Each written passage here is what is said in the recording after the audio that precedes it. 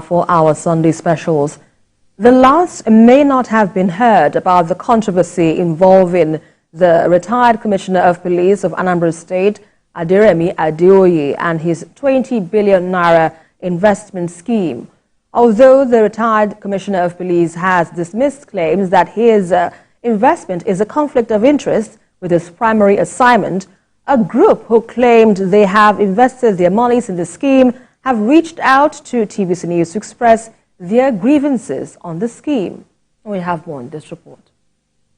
Social media platforms in recent times made the global world smaller, making it easier to reach a large group of people. Most people have used this avenue to garner followership, create sellable ideas, either for entertainment or business.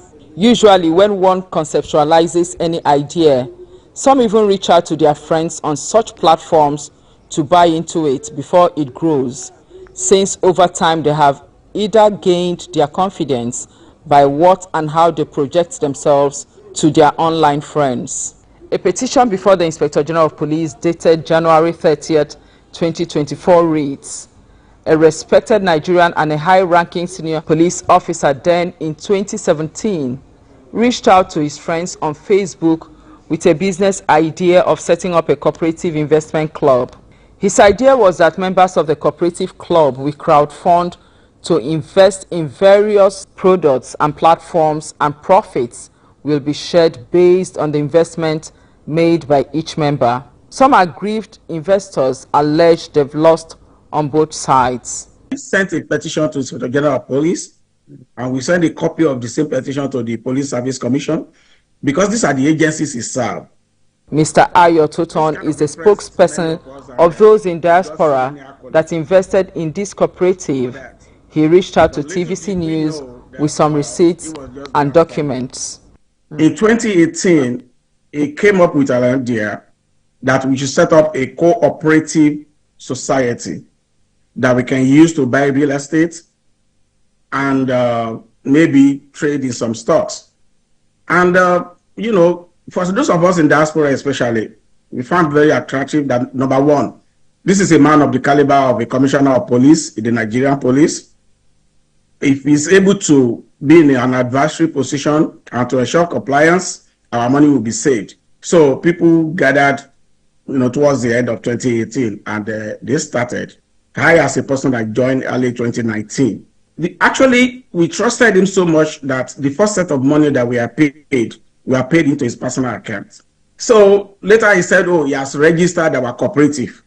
So he used that to open an account, and then they opened several subsidiary accounts attached to that main one.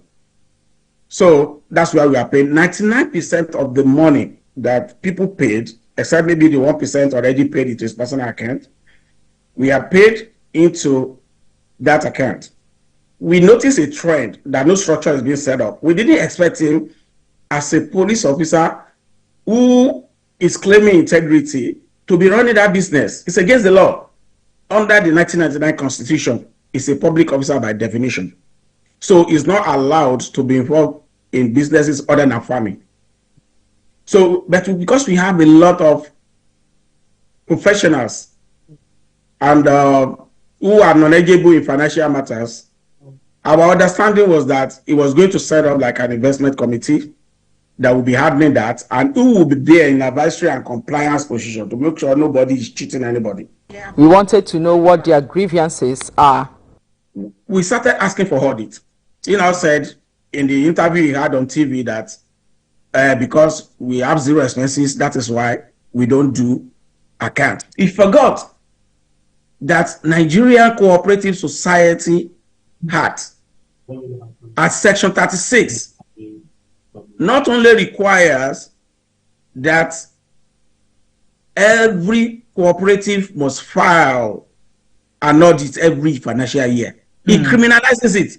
If you don't do it, it is punishable by prison term. Section 36, subsection 1 and 4.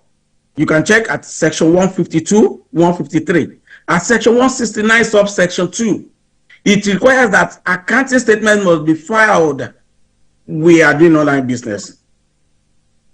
It's not a reason not to have a physical office. For you not to have at least 2 staff, even if it's of clerical position. For the past 6 years, we have been asking him, can we set up a website? He kept posting us. 6 years after, we still don't have one. There should be institutional records, right? If you want to know how much you are paid, how much you are owing that or you have left to pay for a particular investment, we will ask you to go and bring your receipt of everything you have paid. They don't have any record. For those of us who are tired, just pay us our money back. For those you lock up in what you call exit loan, when are you going to pay them? What are the investments he proposed to them? People want to buy land through the cooperative. Why is because it will be cheaper. We thought it would be cheaper. If we are buying 500, we should be able to get a discount. So people who are interested will subscribe. What we are expecting is that when you buy this land, whatever documentation you are getting from the seller or the developer, you will now issue us with our own allocation. In 6 years that I've been collecting from money from us for land, he has not issued a single allocation. We have not seen a single documentation. We learned that only 30 plots out of 500 that we paid for. He will say the land belongs to whatever cooperative that does not exist. It doesn't belong to cooperative, it belongs to people that pay for it. So about 3 years ago, he said, oh, we want to trade in crypto. That he wants people to deposit from 1 million and above, that I will pay you 10% like MMM. He paid them for the first month. It's been 3 years now, they have not gotten anything, both capital and interest. The money is gone. The land, the investment there. How much do we have in our account? What is our total paid investment? He asked what efforts they have made in reaching out to the now retired CP before reaching out to TVC News. You talk, you will be bullied, you will be called names, you are a renegade, you are becoming toxic, then you are expelled. And what does expulsion mean? It will block you on Facebook. So I went to the lounge where on Facebook. So I wrote it there, is it true that you change board of trustee to advisory board of trustee? And I now explain that cannot work because there's nothing like advisory board of trustee. A board of trustees is a board of trustees, an advisory board is an advisory board. And I put a caveat there that nobody should delete that post because that's what it does. The moment you say something it doesn't like, it will remove it. If you talk, you are expelled. And what happened? You are locked out. Your money, everything is gone. That place is a slot machine. So I said, please, nobody should remove this post that we would like him to react to what I've heard. When he saw that people were backing that post, they were asking the same questions, he removed the post. And then we asked, why did you remove this post? Other people started talking. Why did you do that? Before you know it, he said he has expelled me. That I'm toxic, I'm a renegade, I'm criminal. All those who liked that post or said something positive towards it, he told them that they should leave if they want to leave. So those are the people who said they were leaving because they are broke. He removed all of them and he said he should go to one exit launch. He locked them up there. Up till now, since January, they are there. Their investment is tied up. Thinking this could be another attempt at smearing the reputation of the now retired Commissioner of Police, who was recently alleged to have said he is worth billions and was ready to give Dangote a run for his money, an allegation he has strongly refuted on national television. May I request that you provide the clip where I said I am now a billionaire. I never said so. We made efforts to reach out to him and get his reaction to these claims by these investors. We reached out to him by calling him on the 7th of May, and he asked us to reach out on WhatsApp, which we did on the 9th of May, and this was how our conversation went.